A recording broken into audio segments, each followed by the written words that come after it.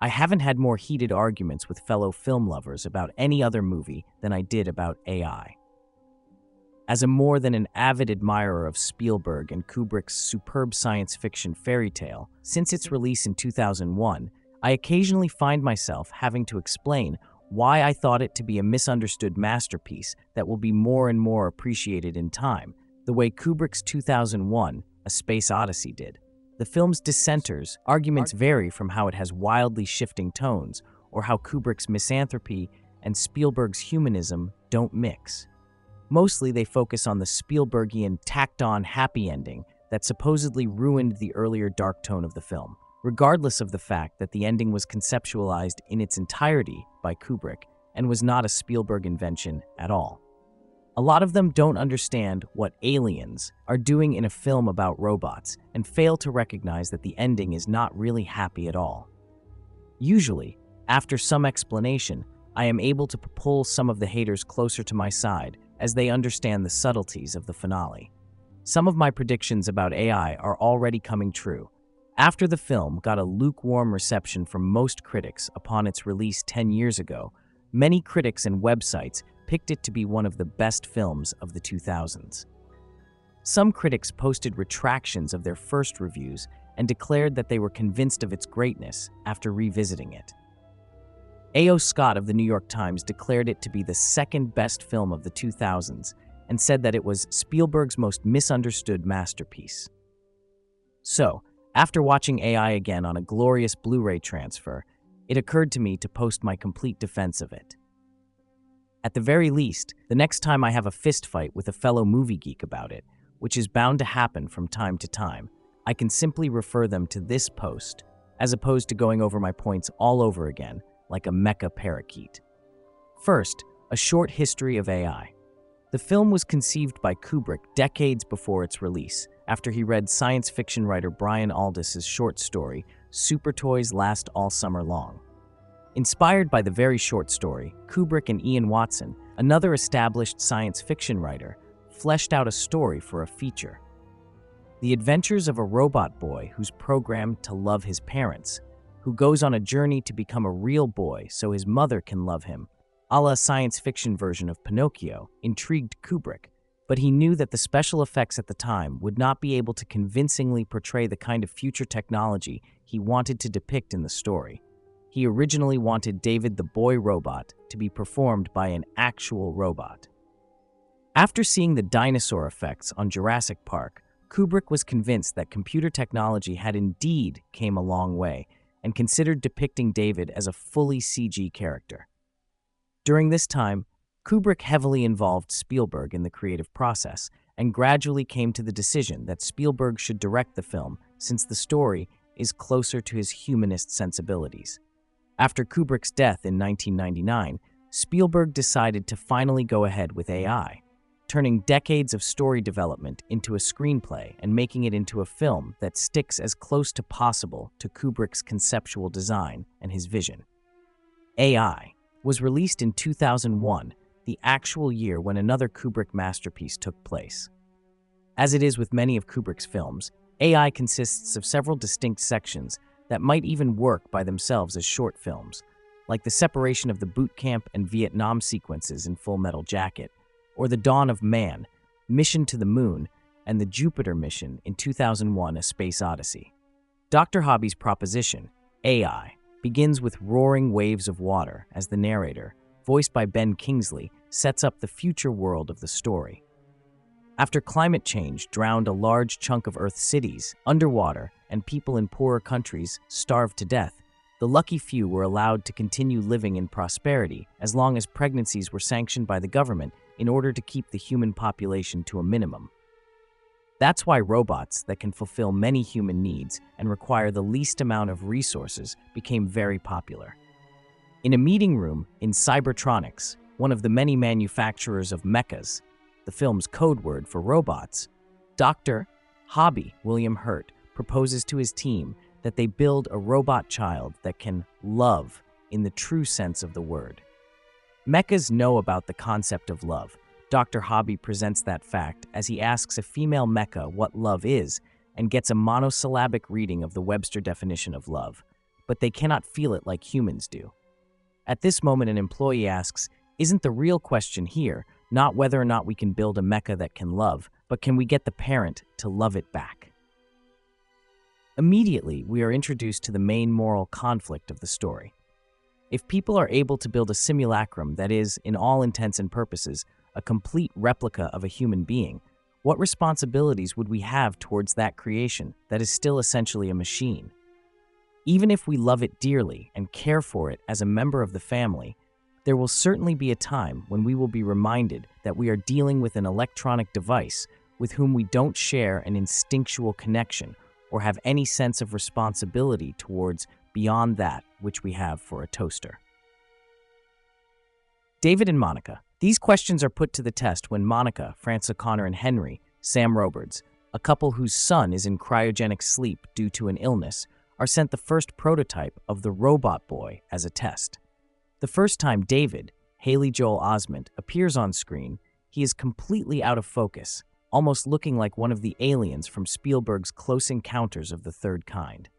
Spielberg and Osment immediately establish the alien qualities of the mecha, from the extremely precise way it moves to the fact that it never sleeps or even blinks. The robot has all of the supposed qualities of a human boy, but there's definitely something missing. At this point, the uncanny valley effect comes fully into focus. A common hypothesis in the field of robotics, it basically states that when robots or human replicas look and act almost exactly the same as a person, human beings are put off by the creation because it is very close to being human, without being human.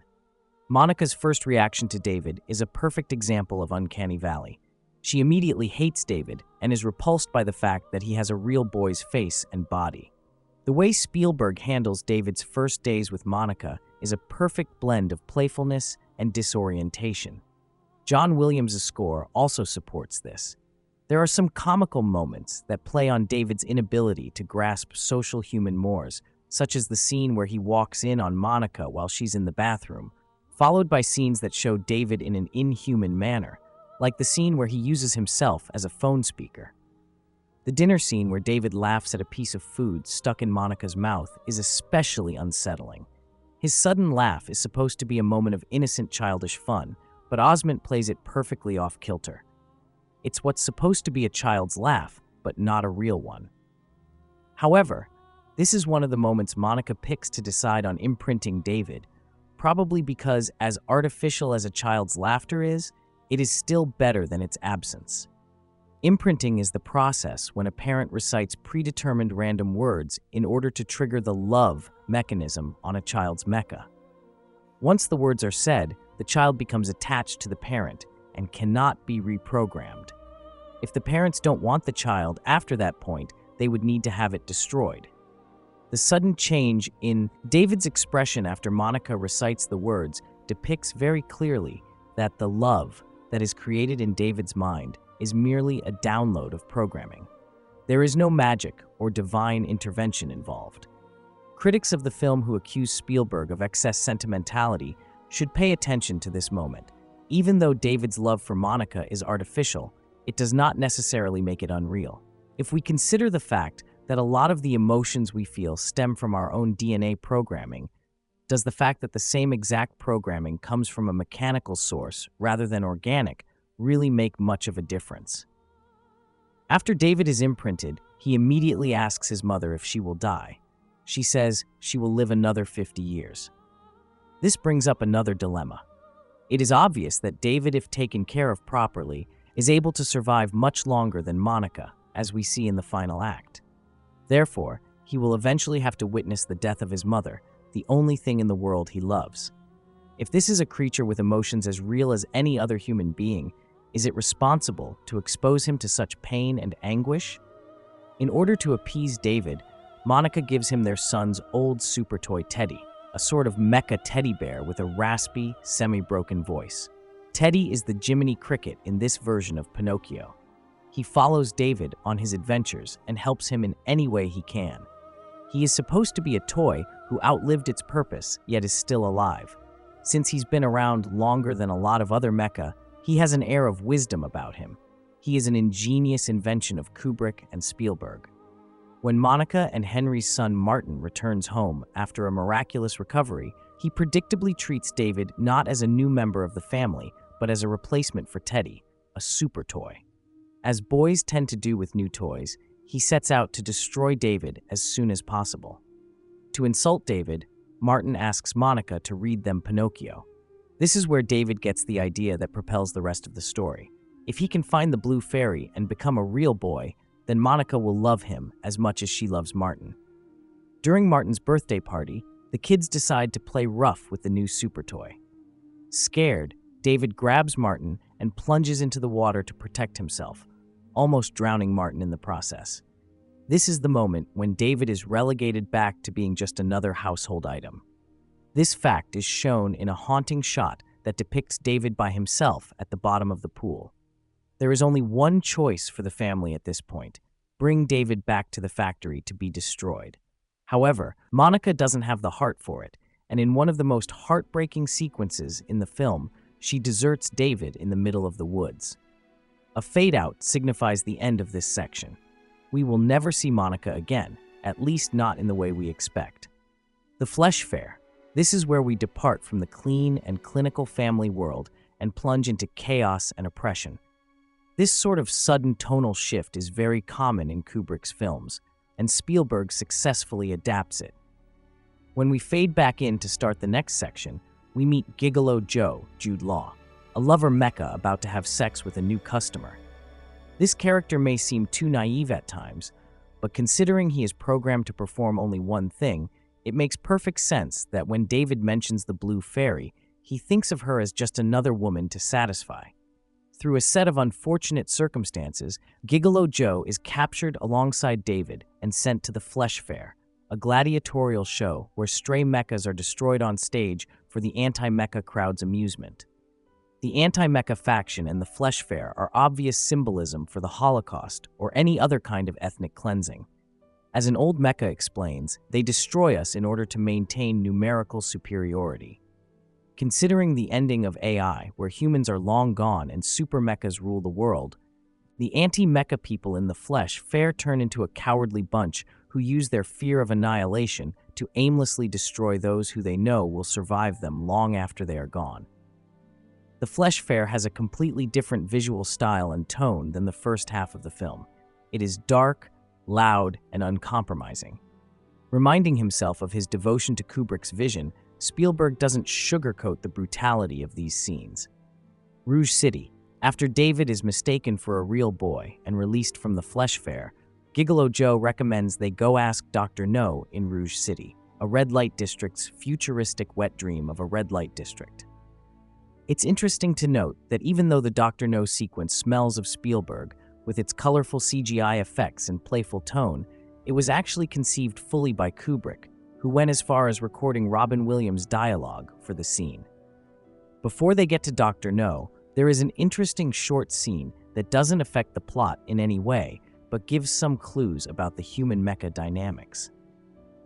Cruising around Rouge City, David stops in front of a church, and Gigolo Joe explains the odd building as the place where the ones who made us look for the ones who made them.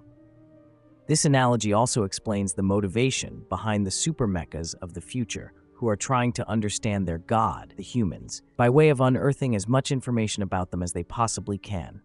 Getting a clue from Dr. Know that the blue fairy might be found at the end of the world, Manhattan, David steals a police copter and takes Gigolo Joe with him. Manhattan. The images of New York submerged in water are beautiful and haunting at the same time. With the Manhattan sequences, Spielberg creates some of the most memorable post-apocalyptic imagery in science fiction history.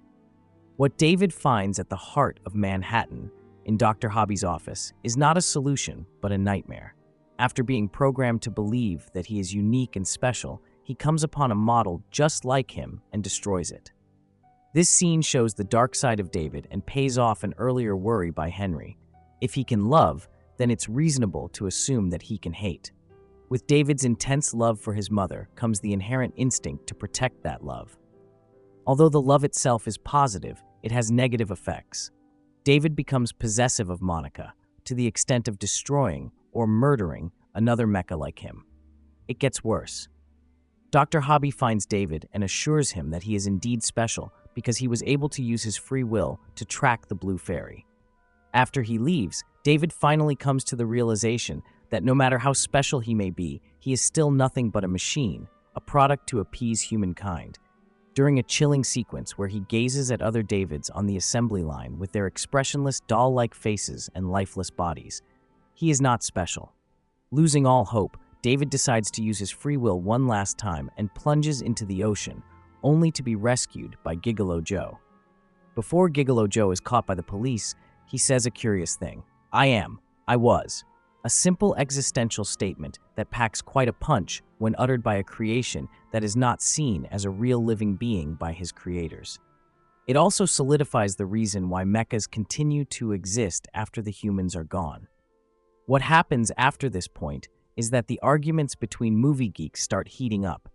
After David submerges into the water with the copter and finds a statue of the blue fairy, he becomes trapped under a Ferris wheel.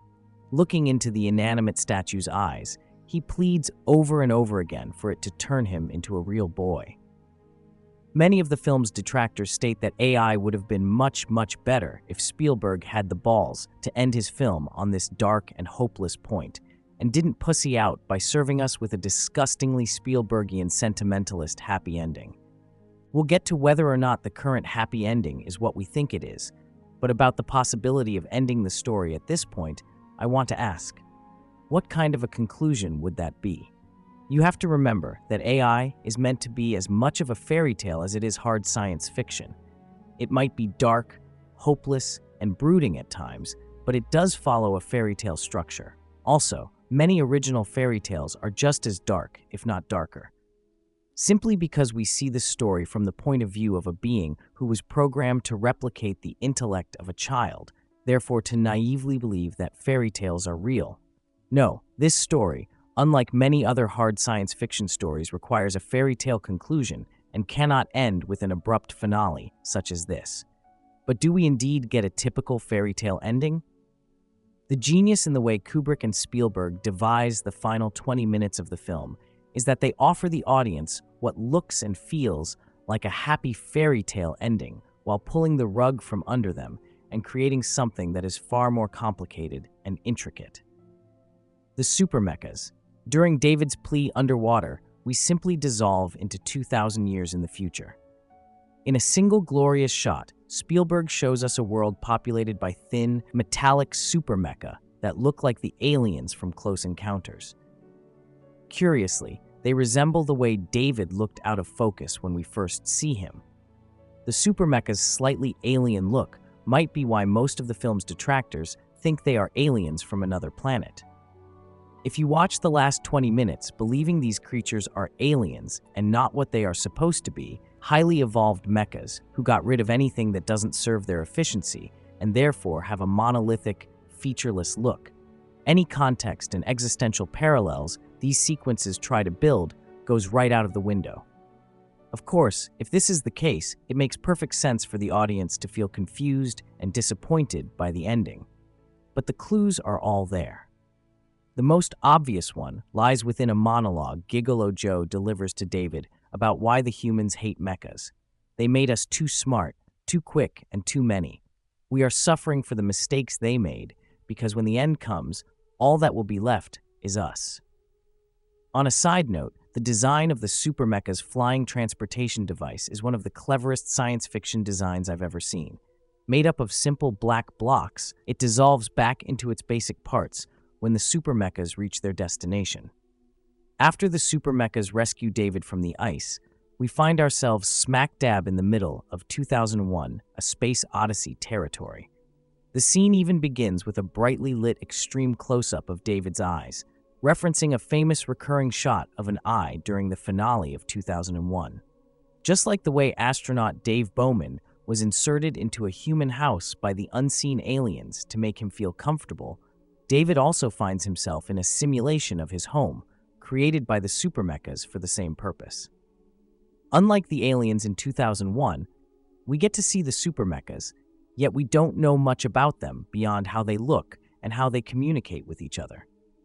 We assume that they are sort of paleontologists, researching their version of prehistoric life, namely when humans ruled the world, just like the way we research the dinosaurs now. However, there is an added element since the supermechas are also looking for more information about the beings who created them. When David finds himself in a replica of his home, he is greeted by none other than a simulation of the Blue Fairy, who tells him that she can't turn him into a real boy or bring back Monica, who's been dead for 2,000 years without a sample of her DNA. That's when Teddy remembers that he held on to some of Monica's hair. Therefore, the Blue Fairy, i.e. the supermechas that are secretly observing David, have to comply in order to keep their precious subject happy. They can bring Monica back, but only for one day, since cloned human beings die after they go to sleep at the end of the day for an unknown reason. Why is this? The head supermecha explains that once a space-time continuum for a person is used, it cannot be used again. If that is the case, they shouldn't be able to bring that person back for even one day. Also, since we assume they have the resources, why can't they just reclone Monica every day? Alas, David agrees to let the supermechas bring back Monica for one day. So the film ends with the cheesy Spielbergian happy ending everyone complains about, with David finally getting back with his mommy and having her finally tell him that she loves him before she dies again. But is it really that simple? There are a couple of red flags that suggest the supermechas are not exactly being honest with David. I believe they don't want to bring back Monica in any way because they don't want David to be distracted from all of the research and tests they are going to administer to him. In order to appease him, they present him with a computer simulation of the Blue Fairy to once and for all tell him that not only can he not become a real boy, but Monica's been dead for 2,000 years. Thinking there is no way David can have any piece of Monica's DNA, they also throw in the cloning angle.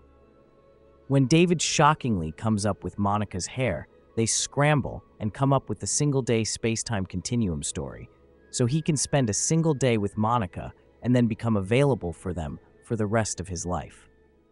Also, I don't think the resurrected Monica is a real clone or even a real human being at all.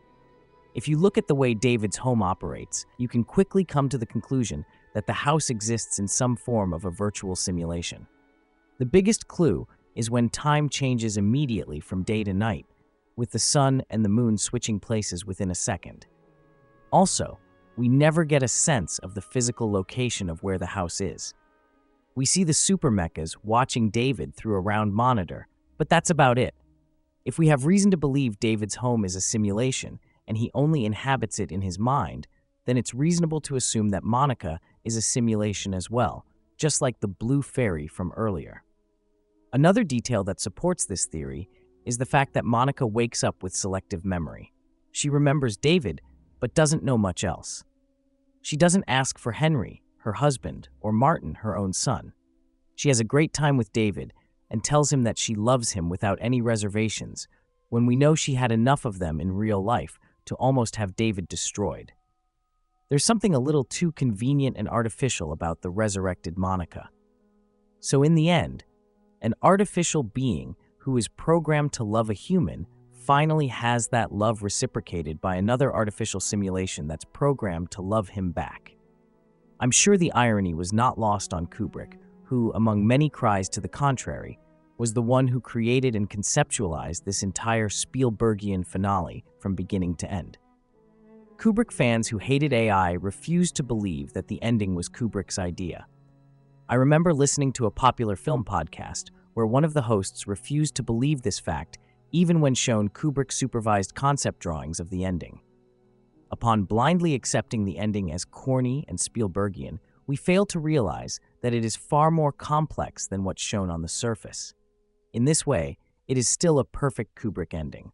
Even 10 years after the film's release, AI still has its haters and detractors, but I believe they will diminish in numbers when the film attains more and more relevance as artificial intelligence itself becomes more complex. Right now, we have Siri, which works as a personal assistant for the iPhone. What if in the near future, we can upload distinct personality traits to Siri and live with that personality for years? How would we feel if our iPhone broke one day and she, our version of Siri, with its own distinct and unique personality, is gone, would we be sad as if we lost a friend? Imagine this same situation with an artificial being that is human in every way except for the manner in which it was created. Would it be so easy to dismiss it as just another household item? The tagline for AI reads, "His love is real, but he is not." Keeping that tagline in mind is a great place to begin appreciating Kubrick and Spielberg's misunderstood masterpiece.